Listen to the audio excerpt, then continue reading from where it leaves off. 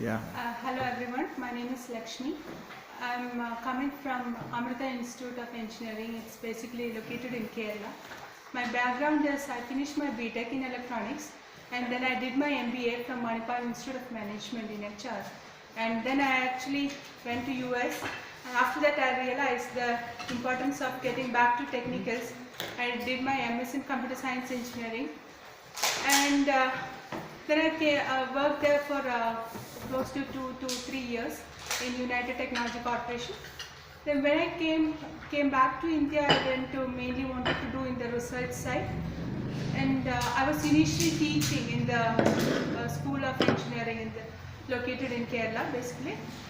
Then I understood that we started a small program which was initially a BTech project for the students in solar.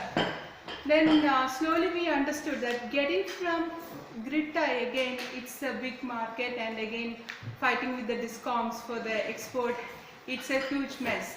And then we thought of having an off-grid or grid interactive solution. But again, in between there is a big gap, like all the existing inverters and other battery system, how you can convert that to solar. So we started in developing a charge controller for that, and it was like a big journey for the past 5 years. We have the hardware, and then we have a small static algorithm running it with the basic prediction and all that. But we slowly realized that most of the time the load pattern is one thing which we have no control over, and it needs lot of analytics and lot of dynamic predicting which needs to go into it. So that's the main reason why I'm here, what I was looking for.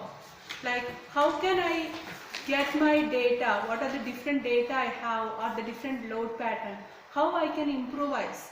And initially the first day sir took it very light, like it went from giving the analogy of how you go to a doctor and what are the different steps you are actually going through it, and the descriptive, diagnostic, descriptive. It was so good. We took it light and gave us the importance of having a visualization model, the whole perspective of having a big data coming in, the sensor data.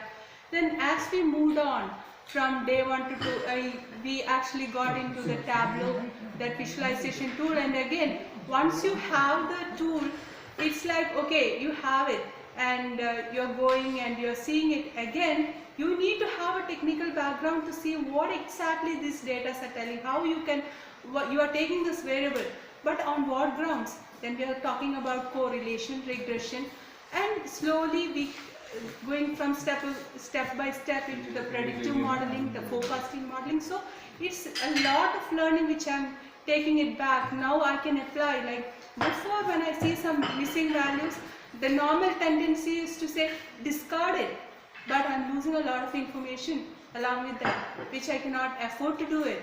And what are the different parameters that I need to consider, which we always take for granted. So normally when we go for a training, it's like, okay, so 7 into 1 is 7, 7 into 2 is 14, so 7 into 0 is 0. So basically you don't multiply your thing with 0, that because we don't have a full picture what exactly is happening, why it is happening. And Sumitji did a wonderful job in keeping on hammering, giving us the hammering effect and imposing the idea and the importance of looking at the data very closely and relating each term with your work. So it was very productive, and more than that, I really want to thank all of you for the wonderful experience which I had here, and the entire NISE team, because it was nice experience as a whole. Only the weather, it was very difficult being coming from Kerala, it was very difficult for me, but it was good. And the time DG has taken from his busy schedule to come. More than that, as sir was telling the first day, like Ganges, when it starts from Gomukh, before reaching Bay of Bengal, it collects a lot of pebbles. But I collected a gem of friends And thank you so much. Thank you. Thanks a lot.